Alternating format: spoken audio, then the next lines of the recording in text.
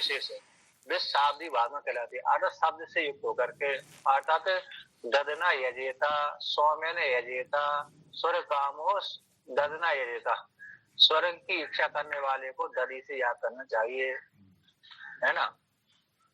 स्वर्ग काम की इच्छा करने वाला, अन्य काम की इच्छा करने वाले व्यक्ति को इस प्रकार से वह कर्म करना चाहिए। तो वह जो कर्म है 3 अंश से युक्त रहते हैं। कहते हैं जो शाब्दी भावना लिंग अंश से युक्त रहती है, सलिंगत्वेन उच्यते, लिंग है विधि लिंग, तब्यत करते हैं, यानी किसी व्यक्ति ने आज्ञा दे दी। वेद में जो लकार होते हैं उसमें से एक विधि लिंग होता है, तो विधि लिंग का अर्थ होता है आज्ञा देना, यानी प्रवृत्त होना, तो दूसरे से प्रेरित होकर के प्रवृत्त होना। और तब्यत व्रत होते हैं कि तुम एक कार्य करी, जैसे पिता आदि ने, गुरु आदि ने आज्ञा दे दी तुम एक कार्य करो, उनकी आज्ञा का पालन किया जाता है, माना जाता है, तो वो ये विधि लिंग है, यानी आज्ञा हो गई। तो वह जो विधि लिंग शाब्दी भावना है वह 3 अंश से युक्त होती है। अरे किम साध्य साधन इति कर्तव्यता, साध्य हो गया स्वर्ग, उसका साधन हो गया अरे याग क्रिया, और या क्रिया का प्रकार है, इति कर्तव्यता, इस प्रकार से करना चाहिए। तो किम भावेत, केन भावेत, कथम भावेत, किम भावेत, किस प्रकार से करना चाहिए, क्या है, किस प्रकार से भावना करें, किसके द्वारा करें और किस प्रकार से करें। इस शाब्दी भावना भी 2 प्रकार की होती, लौकिकी वैदिकी, लौकिक प्रकार से और वैदिक प्रकार से। लौकिक वाक्य में तो पुरुषनिष्ठ, पुरुषनिष्ठ अभिप्राय, पुरुष में रहने वाला अभिप्राय विशेष को लेकर के शाब्दी भावना से व्यक्ति प्रवृत्त होता है। किसी व्यक्ति में, किसी में निष्ठा बनी हुई है, अभिप्राय को लेकर के प्रवृत्त हो जाता है। और वैदिक में तो लकार को लेकर के, लिंग लकार को लेकर, तब्यत प्रत्यय को लेकर के ये व्यापार विशेष करता है। वैदिक शाब्दी भावना में तो लकार को लेकर के, तब्यत लिंग लकार को लेकर के, तब्यत प्रत्यय को लेकर के वह पुरुष प्रवृत्त होता है। किंतु लौकिक शाब्दी भावना में तो जो भी पुरुष में रहने वाला अभिप्राय विशेष है, आदत मेरे को खेत में कार्य करने जाना है, मेरे को नौकरी करने जाना है, उससे प्रेरित होकर के नौकरी आदि करने जाता है, खेत में कार्य करने जाता है, ये लौकिक बात हो गई। जहाँ पर भी कहते हैं जो 3 अंश से युक्त होती है, जो शाब्दी भावना, साध्य साधन और इति कर्तव्यता, तो साध्य की आकांक्षा होने पर भी उसमें पार्थिव भावना से युक्त हो जाती है, तो फल से अलग हो जाती है। इति कर्तव्यता का क्या मतलब हुआ? इति कर्तव्यता मतलब इस प्रकार से आप करें, नहीं तो साधन विधि नहीं, तो ये साधन माने प्रयोग विधि हो गया था स्वामी जी। साधन यानी यज्ञ का नाम, साधन का अर्थ होता है यज्ञ का नाम, क्रिया विशेष। अब क्रिया को किस प्रकार से करें, इस प्रकार से करें, इस क्रम से। इति कर्तव्यता का अर्थ होगा क्रम विशेष है, प्रयोग विशेष। साधन हो गए, इस साधन के द्वारा इस प्रकार से करें, ठीक है ना, ये हो गए। तो साध्य की आकांक्षा होने पर वह उस शाब्दी भावना में अंश त्रय से युक्त होकर के आरती भावना जोड़ जाती है। तो आरती भावना साध्य रूप से अनुभव होती है, और साधन लिंग आदि ज्ञान के द्वारा करणत रूप से अनुभव होती है। साधन लिंग आदि ज्ञान हो गया, तो यानी विधि लिंग आदि, तब्यत आदि, वो करण साधन रूप से अनुभव हो जाते हैं। वो इति कर्तव्य, वो कहते हैं इति कर्तव्यता होती अर्थवाद प्राशस्त्य आदि रूप से अन्वय के साथ जुड़ जाती है शाब्दी भावना में। अब यहाँ पर कहते हैं उसी को और आगे कहते हैं, ये हो गई शाब्दी भावना। और आरती भावना का लक्षण करते हैं। आरती भावना का लक्षण है प्रयोजन इच्छा जनित क्रिया विषय व्यापार आरती भावना। प्रयोजन की इच्छा, जो भी कोई प्रयोजन होगा, हमको ये फल चाहिए, है ना, सात रूप फल चाहिए, उस फल की इच्छा से उत्पन्न होने वाला क्रिया को विषय करने वाला, यानी याग आदि क्रिया। तो याग आदि क्रिया के विषय का व्यापार यानी प्रयत्न विशेष आरती भावना कहलाती है। यानी कोई प्रयोजन को उद्देश्य करके उस प्रयोजन की इच्छा से उत्पन्न होने वाला क्रिया विषय, क्रिया को विषय करने वाला व्यापार, क्रिया होगी याग आदि क्रिया हो गई, प्रयत्न विशेष हो गया, उसमें जो व्यापार हो गया कीर्ति साध्य, तो उसको लेकर के जो आरती भावना होगी, इन अर्थ को लेकर के स्वर्ग रूप अर्थ को लेकर के उसमें जो भावना बैठ गई तो उसके लिए प्रयत्न विशेष हो गए, वो आरती भावना कहलाती है। वो तो आपने जैसे शाब्दी भावना में वही हो गया सर, अंतर क्या है इसमें अर्थ को लेकर उस इसमें वो आरती भावना शाब्दी भावना में एक लिंग को लेकर के ये कार्य करिए, लिंग को लेकर के विधि लिंग आदि को लेकर के, तो इसमें भी इसमें इसमें बता दिया कि स्वर्ग काम हो जाए, स्वर्ग की कामना करनी चाहिए, कलंजम न भक्ति, ये तो हो गया शाब्दी। अब आरती भावना में भी वही है, अंश तीनों वो आरती भावना भी उसी अंश से, किंतु अर्थ को लेकर के, विषय को लेकर के, यानी हमने दूसरे व्यक्ति देखो ये कार्य कर रहा है, किस लिए कर रहा है, स्वर्ग की इच्छा के लिए कर्म कर रहा है, उसी अर्थ को देख करके फिर उसकी दूसरे व्यक्ति की प्रवृत्ति हो जाती है। अच्छा। तो फिर उसको सुख ले रहा है, ये सुख भोग रहा है, तो इस सुख की प्राप्ति किससे हुई है, इसको किस प्रकार से हुई है, तो वो शाब्दी भावना और आरती भावना में दोनों बराबर है, अंश है, लेकिन एक अर्थ को लेकर के, विषय को लेकर के इच्छा हो जाती है, एक शास्त्र को लेकर के, तो उसी में कहते हैं वो जो आरती भावना प्रयोजन को इच्छा से उत्पन्न, प्रयोजन जो हमारा कोई प्रयोजन स्वरूप प्रयोजन की इच्छा से उत्पन्न होने वाला, क्रिया विषय में क्रिया को विषय करने वाला व्यापार विशेष में जो आरती अर्थ की भावना बैठी हुई है, अर्थ हम इस विषय से, इस व्यापार से, इस साधन से हमको उस सुख की प्राप्ति हो जाएगी, इस प्रकार से युक्त होकर प्रेरित होकर कर्म करता है व्यक्ति। कहते हुए जो आरती भावना आख्यात अंश रूप से, आख्यात लिंग लकार रूप से, आख्यात का अर्थ होता है लकार, लकार रूप से कही जाती है, यानी जो 10 लकार होते हैं, लट लिट लोट, लट है लिट है लोट है, लट लिट लिट लुट लुट, लट है लिट है लुट है लिट है लोट है, लंग है विधि लिंग है आशीलिंग है, और लुंग है और लिंग है, ये 10 लकार होते हैं, एक वेद में होता है लेट होता है, इन लकारों से युक्त होती है आख्यात अंश रूप से जो आरती भावना होती है। इन आपकी जो आख्यात भी कहते हैं व्यापार बाची है, पाकम करोती सामान्य रूप से लेट आदि लकार से वो कही जाती है, पाक को बनाता है, कर्म करता है, इस प्रकार से। ऐसी जो आरती भावना भी है वह साध साधन इति कर्तव्य, किम भावित केन भावित कथम भावित, तीन अंश से युक्त होती है। तो उसी को यहाँ पर और विवरण करते हैं कि साध्य की आकांक्षा होती है आरती भावना में, तो वह स्वर्ग आदि फल से के साध्य रूप से अनुभव हो जाती है, स्वर्ग आदि फल चाहिए तो स्वर्ग आदि फल के साथ युक्त हो जाती है, और साधन की आकांक्षा होती है तो याग आदि कारण रूप से अनुभव हो जाती है आरती भावना, और इति कर्तव्य का इच्छा होती है तो प्रयाज आदि जो अंग समुदाय रूप से कर्तव्य रूप से तो युक्त हो जाती है, प्रयाज के द्वारा अनुयाज के द्वारा इत्यादि इस प्रकार से भी आरती भावना अनुभव हो जाती है, इस प्रकार से कर्म करें तो उसको साधक को उस प्रकार फल की प्राप्ति होती है। तो ऐसी जो भावना है उसी भावना को लेकर कहते हैं। तो मूल में आते हैं तो जहां से पाठ चल रहा है कि क्रिया परक वाक्यों के द्वारा विद्या अर्थक वाक्यों का साधर्म जो वर्णन पहले वर्णन किया था उसके ऊपर आक्षेप करते हैं। क्या कहते हैं कि अनुष्ठे अभावात अयुक्तमिति चेत, कहते हैं विद्या ज्ञान परक वाक्यों में और क्रिया परक वाक्यों में समानता नहीं है, क्योंकि ज्ञान परक वाक्यों में तो अनुष्ठान नहीं होता और किंतु क्रिया परक वाक्यों में अनुष्ठान होता है। क्रिया परक वाक्य कौन होंगे? जो विधि लेने से युक्त होते हैं, स्वर काम जो ये स्वर कामो यजेता, जो यजेता शब्द है वो विधि लिंग का एक वचन है। यजेता ददन यजेता स्वर कामो यजेता अग्निहोत्रम जुह्यात हर संध्याम उपासीता, तो जो उपासीता जुह्यात यजेता इत्यादि जो विधि लिंग के ये वाक्य हैं, ये लिंग लकार के विधि लिंग के हैं। अर्थात तुम प्रातः काल उठो, है ना, सूर्योदय होने से पहले उठो वो सूर्योदय होने पहले से सूर्य के उदय होने से पहले संध्या बंदन कर लो।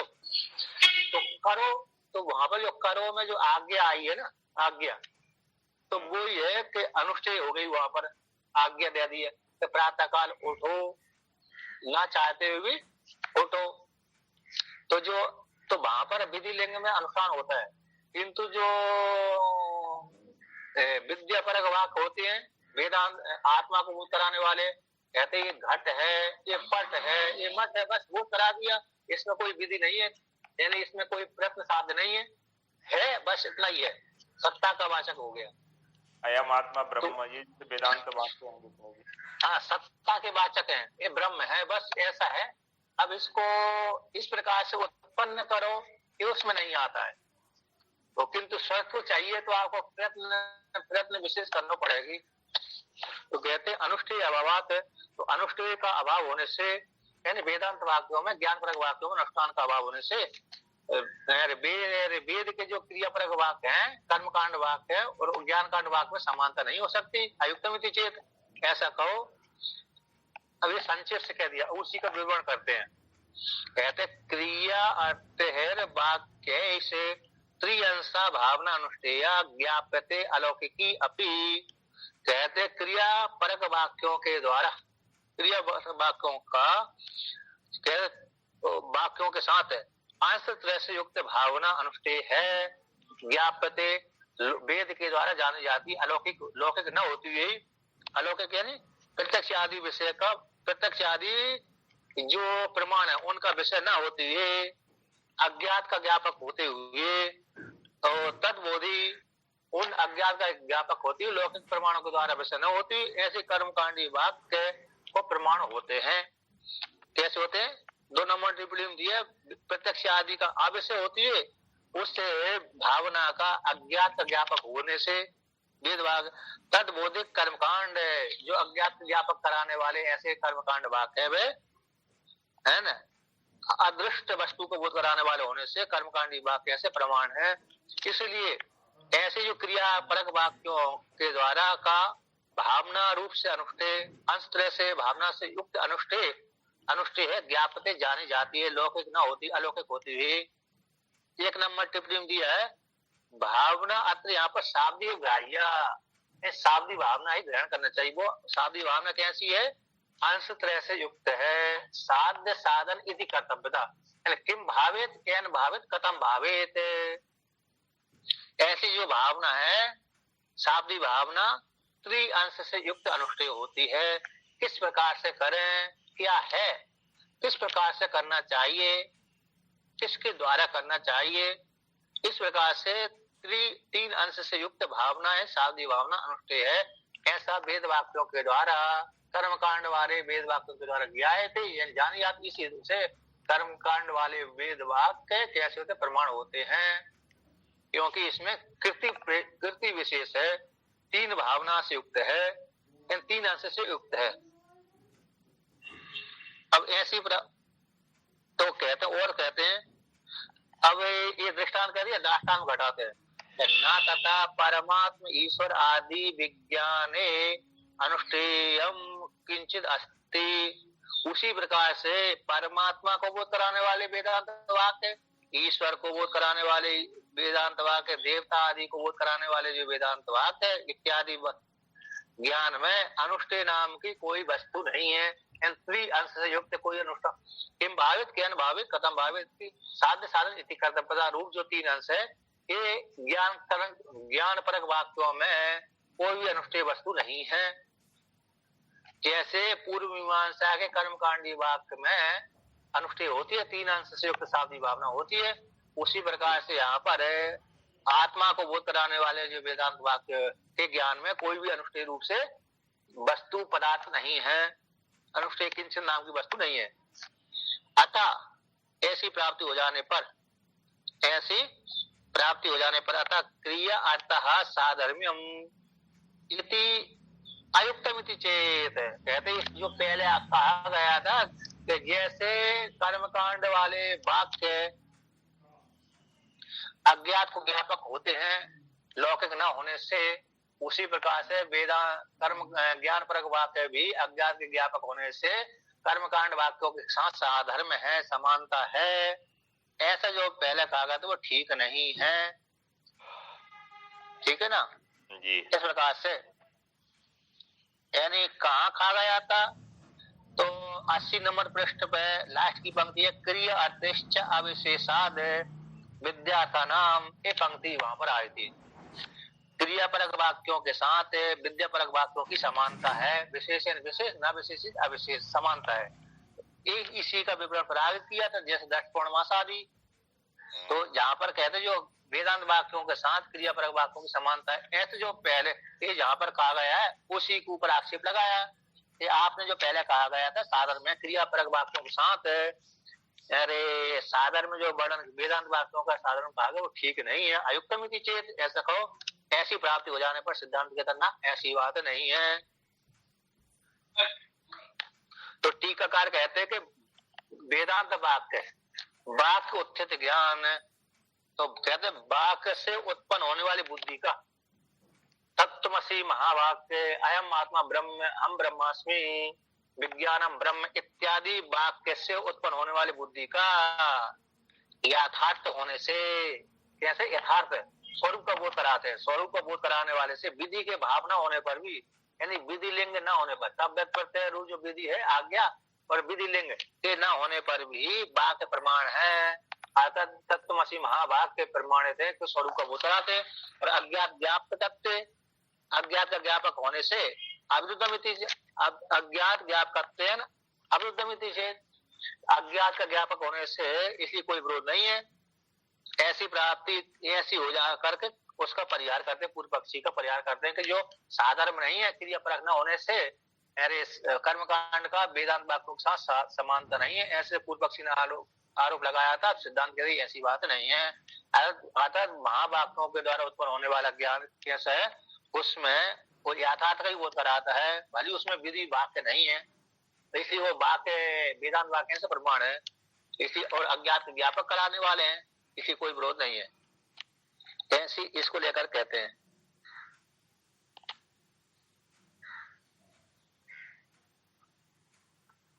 तो वर्णन करते हैं यहाँ पर, तो कहते हैं ज्ञान तथा भूत अर्थ विषयत्वात्, कहते जो ज्ञान है तथा भूत अर्थ को विषय करने वाला है, यथार्थ वस्तु को विषय करने वाला है। यानी 3 नंबर टिप्पणी दिया है, तत्त्वमसि आदि महावाक्य से उत्पन्न होने वाला ज्ञान, किससे, अयम आत्मा ब्रह्म, प्रज्ञानम ब्रह्म, हम ब्रह्मास्मि, तत्त्वमसि आदि वाक्य से उत्पन्न होने वाले ज्ञान का लौकिक प्रमाण के द्वारा अधिगत न होने से, अनाधिगत होने से, यानी प्रत्यक्ष आदि प्रमाण के द्वारा उसकी अधिगत प्राप्ति न होने से, और जो ज्ञान हो गया अरे वेद वाक्य से उसका बाद न होने से, ऐसे वेदांत वाक्य ऐसे है प्रमाण है। तो तथा भूत अर्थ का यथार्थ वस्तु का, तथा भूत अर्थ का होगा यथार्थ वस्तु, यथार्थ वस्तु को ना ब्रह्म है, सत्य है, तीनों एक है, अद्वितीय है, जैसे घट वस्तु है तो ये तथा भूत जो है वह सामने रखी हुई है, उसी प्रकार से ब्रह्म है ना। चक्षु इंद्रिय के द्वारा हमको घट दिख रहा है, सामने रखी है, तो इसको निश्चित नहीं कर सकते। उसी प्रकार से वेदांत वाक्यों के द्वारा तथा भूत वस्तु को ब्रह्म आत्मा ईश्वर है, सत्य है, तो उसे किसके द्वारा जाना गया है, तो वेदांत वाक्यों के द्वारा जाना गया है। ऐसे ज्ञान का तथा भूत अर्थ विषय वाले होने से वेदांत वाक्य से सत्य है, यानी प्रमाण है।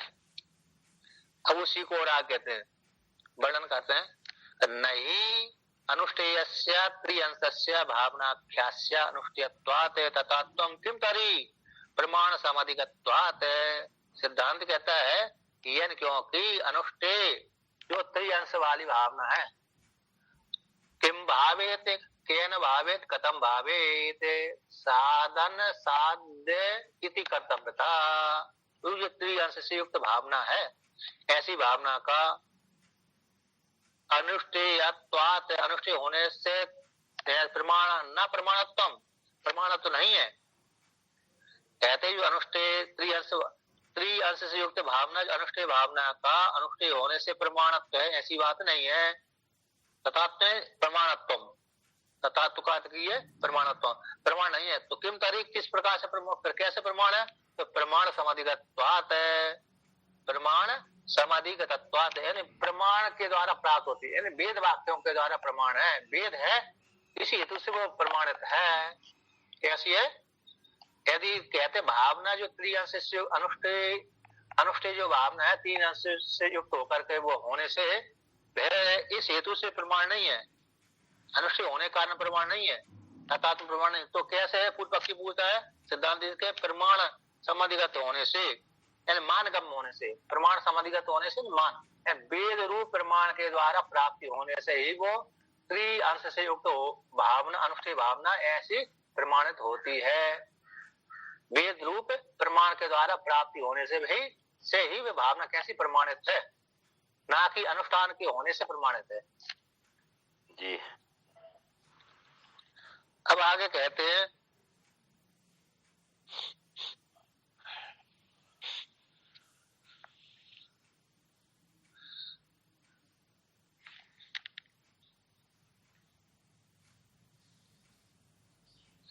पुनः आगे वर्णन करते हैं यहाँ पर। ठीक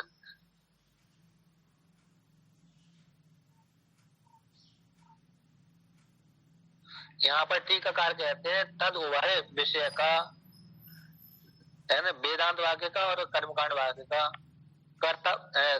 तो 7 नंबर टिप्पणी दिया, तद उभय का अर्थ किया है प्रयोग प्रत्यय का, प्रयोग और प्रत्यय का, ज्ञान का और प्रयोग विधि का, उभय का कर्तव्य का, यानी कर्तव्य अर्थ का, कर्तव्य अर्थ का अनुष्ठेय अर्थ का, जो कर्तव्य हो गया अनुष्ठेय अर्थ का, तथा तुम प्रमाणत्व जो प्रमाणत्व है, न कर्तव्य अपेक्षा, किंतु कर्तव्य की अपेक्षा नहीं है, किंतु मानगम्यत्वात्, प्रमाण के द्वारा गम होने से ही वह कैसे अरे तथा तुम सत्यत्व है, अन्यथा ऐसा नहीं मानेंगे, यानी वेद रूप प्रमाण के द्वारा सत्य नहीं मानेंगे तो विप्रलंबक विधि वाक्य में भी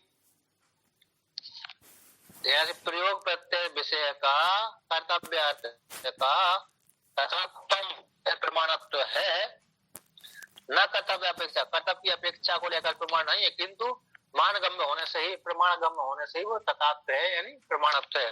यदि ऐसा नहीं मानते हैं तो विप्रलंबक यानी मस्करी लगाने वाला व्यक्ति, उसने ही बोल दिया तुम इस देश से जाओ तो तुमको इस फल की प्राप्ति हो जाएगी, है ना। तो जो मस्करी लगाते ना तो उनकी बात भी कैसी सत्य होने लगेगी, क्योंकि उसने बोल दिया था, किसी ने मस्करी लगाने वाला, मजाक करने वाले ने कि देश से जाओगे तुमको इस फल की प्राप्ति हो जाएगी, और व्यक्ति चला गया उसकी बात के ऊपर विश्वास करके, किंतु उसको वहां पर उसकी फल की प्राप्ति होती नहीं है। तो विप्रलंबक के विधि वाक्य में भी तथात्व आपत्ति हो जाएगी, सत्य की आपत्ति हो जाएगी। इस हेतु से तो कहते हैं सत्य की आपत्ति कैसी होती है, तो कर्तव्य विषय में तो वेद प्रमाण होने से ही कर्तव्य की विषय की सत्य की प्राप्ति होती है। यदि वेद प्रमाणित है तो सत्य है, वेद प्रमाण नहीं है तो सत्य नहीं है। वेद जो कहे वही कर्तव्य है।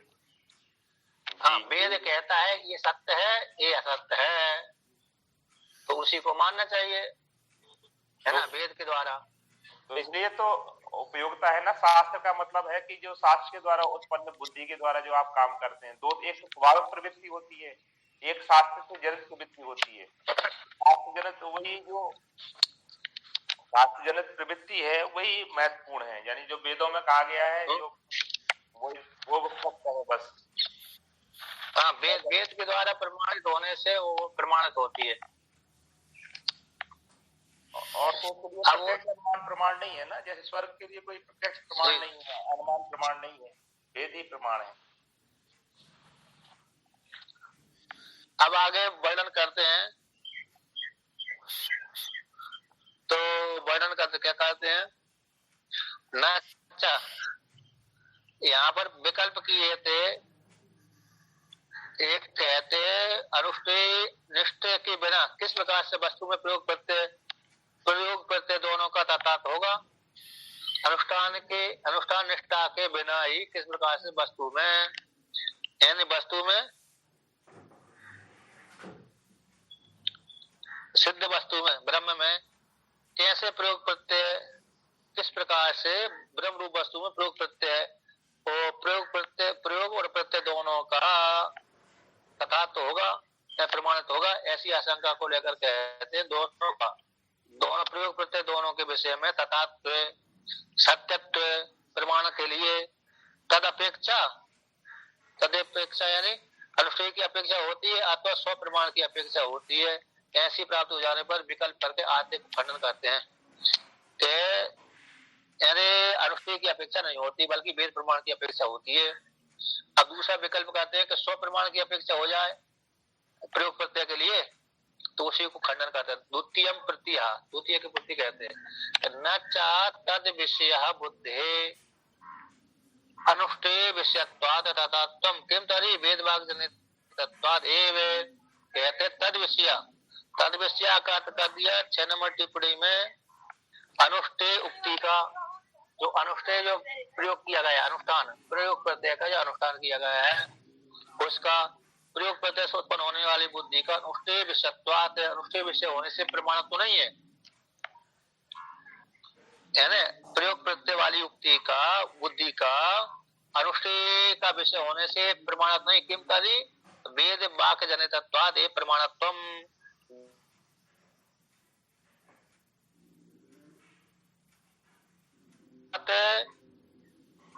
7 नंबर टिप्पणी में दिया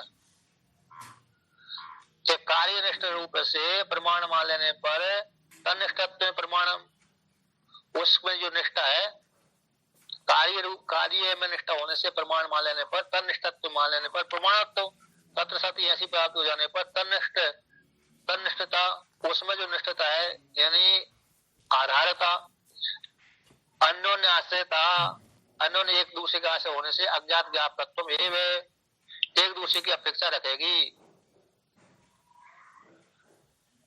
यानी वेद वाक्य जनित वेद वाक्य से जनित होने के कारण ही प्रयोग प्रत्यय वाली बुद्धि की यथार्थता होती है। ठीक है ना। वेद वाक्य से जनित होने के कारण ही उसकी यथार्थता है, बाकी ऐसे अनुष्ठेय होने से यथार्थता नहीं है। बुद्धि का भी अनुष्ठेय का विषय होने से तथात्व नहीं है, सत्य तो नहीं है कि जो ज्ञान उत्पन्न हो रहा है तो वो सत्य है, इस हेतु सत्य नहीं है बल्कि वेद वाक्य से उत्पन्न होने के कारण ही वो बुद्धि कैसी होगी सत्य कहलाती है। उसी को टीकाकार कहते हैं। देखिए टीका में वर्णन किया है बुद्धि ग्रहणम, जो बुद्धि का जहाँ पर ग्रहण किया तद विषय है बुद्धि। इस पंक्ति में जो बुद्धि है बुद्धि ग्रहण प्रयोग उपलक्षण के लिए प्रयोग विधि के ग्रहण करने के लिए ये बुद्धि तभी बनेगी जब उस प्रकार से उपयोग करेंगे प्रयोग करेंगे। कर्तव्य अर्थ विषय प्रयोग से ये करना चाहिए, इस प्रकार से करना चाहिए।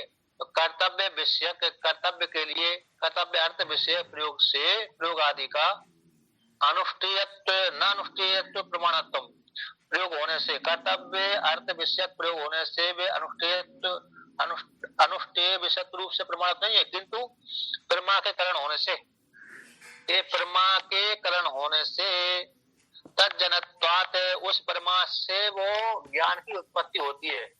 परमा के जनक होने से प्रयोग आदि कैसे है परमा के जनक होने से कहते इस हेतु से प्रमाण है। परमा के कारण होने से तज्जन्यत्वात् उस परमा से जन्य बुद्धि की उत्पत्ति होती है। परमा जनकत्वम प्रमाणम प्रमाण को लेकर परमा उत्पत्ति होती है। चक्षु आदि प्रमाण हो उससे एक ज्ञान उत्पन्न होता है। तो परमा के साधन होने से तज्जन्यत्वात् उसे साधन के द्वारा बुद्धि की उत्पत्ति होती है, इंद्रियों के द्वारा बुद्धि की उत्पत्ति होती है। तो अन्यथा उक्त अन्य प्रकार से उक्ता अति प्रसक्ति ताद अवस्थात्वाद अनुष्ठेय निष्ठत्व मानत्व अनुपयुक्तत्व। अन्य प्रकार से उक्त दूसरे के द्वारा कह दिया गया अति प्रसक्ति यानी किसी में आसक्ति हो गई, किसी में प्रसक्ति अधिक देश में चली गई है ना। अति प्रसक्ति यानी जहाँ पर लक्षण जाना चाहिए वहां पर न जाकर के दूसरे देश में चला गया। एक सपोतो गौतम एक सप वाली गाय है, एक सप वाली गाय है, यानी जिसका एक खुर होता है उसको गाय कहते हैं। तो गाय में लक्षण नहीं गया, दूसरे में घोड़े में चला गया, तो अति प्रसक्ति हो गई। तो अति प्रसक्ति ताद अवस्था बने रहने से अतः इसी रूप से अनुष्ठेय निष्ठत्वम, अनुष्ठेय निष्ठ में प्रमाण तो नहीं है उसमें, किंतु वेद वाक्य जाने होने से प्रमाणित है। अनुष्ठेय निष्ठ में मानत्व में अनुपयुक्तम, प्रमाण तो नहीं है। जी जी अर्थात यहाँ पर वेद वाक्य से उत्पन्न होने कारण ही उस बुद्धि का प्रमाणत्व है। बाकी अनुष्ठेय निष्ठ होने से बुद्धि का प्रमाणत्व नहीं, बल्कि वेद वाक्य से उत्पन्न होने कारण ही उसमें प्रमाणत्व होती है। इस प्रकार से अब पुनः आगे कहते हैं, इस प्रकार से एक कार्य करना चाहिए, एक कार्य करना चाहिए, एक कार्य नहीं करना चाहिए, ऐसी बुद्धि उत्पन्न होती है। इसको लेकर कहते वेद वाक्य अधिगतस्य वस्तुनस्य तथात्वे सत्य अनुष्ठेयत्व विशिष्टम चेद अनुतिष्ठति न चेद अनुष्ठेयत्व विशिष्टम न अनुतिष्ठति। वेद वाक्य से अधिगत वस्तु का, वेद के द्वारा जो वाक्य है, वेद की जो वाक्य है, उन वाक्य से प्राप्त वस्तु का जो स्वरूप है उसके तथात्व की प्राप्ति हो जाने पर, तथात्व सती यानी यथार्थ बोध के प्राप्त हो जाने पर अनुष्ठेयत्व विशिष्ट, ये अनुष्ठान के योग्य है। यदि है तो वह पुरुष उस वस्तु का अनुष्ठान करता है। पहले वेद के द्वारा उसका प्रमाण हो गया, प्राप्ति का सामान्य ज्ञान होगा, है ना। वेद के द्वारा कैसे हो जाएगा, स्वर्ग रूप फल है, स्वर्ग रूप फल के लिए ये साधन करना चाहिए, तो सामान्य रूप से पहले ज्ञान करेगा व्यक्ति। तो ये अनुष्ठेय वस्तु है, इस अनुष्ठान से उस साधन रूप फल की प्राप्ति हो जाएगी। तो वेद के द्वारा प्राप्त वस्तु के ज्ञान का तथात्व सत्य की प्राप्ति हो जाने पर, प्रमाण की प्राप्ति हो जाने पर ये अनुष्ठेय से विशिष्ट ये है, साधन है। इस हेतु से तो यदि है तो अनुतिष्ठति, वह पुरुष उसे विषय को, उसे साधन को अनुष्ठान करता है। नोचेद अनुष्ठेयत्व विशिष्टत्व, यदि ये साधन अनुष्ठान का विषय नहीं है, अतः इसके अनुष्ठान करने से फल प्राप्त नहीं होता है, नहीं होगा, तो फिर उस अनुष्ठान का वह साधक है अनुष्ठान नहीं करेगा, अतः उस क्रिया का अनुष्ठान नहीं करेगा। नोचेद यदि अनुष्ठेयत्व विशिष्टम न, यह साधन अनुष्ठान का विषय नहीं है, जब नहीं है तो न अनुतिष्ठति, तो क्या करता फिर पुरुष वह अनुष्ठान, उस साधन का अनुष्ठान नहीं करता। अर्थात तो अमुक व्यक्ति को मालूम पड़ गया कि इस क्रिया करने से हमको कोई फल नहीं प्राप्त होने वाला है ना। जैसे लौकिक उदाहरण है कि अमुक व्यक्ति के साथ मित्रता करने से हमको हानि होने वाली है, तो फिर उस जब ऐसे पहले से उसको जान गया है व्यक्ति, तो फिर उस व्यक्ति के साथ वो मित्रता नहीं करता, क्योंकि यदि मित्रता करेगा तो फिर उसको परेशानी का सामना करना पड़ेगा, है ना।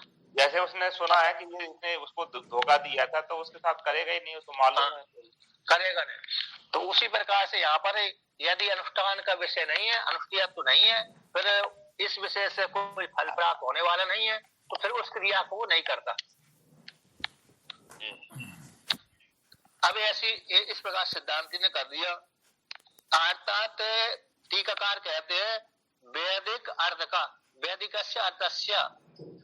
अर्थ का बाद न होने से यथार्थ सिद्धि हो जाने पर समिहित साधनत्व विशिष्टम, ये साधन से शुभ की प्राप्ति होगी। चेद यदि समिहित साधन विशिष्ट वस्तु है तदा तब तो कर्तव्य करना चाहिए। इस बुद्धि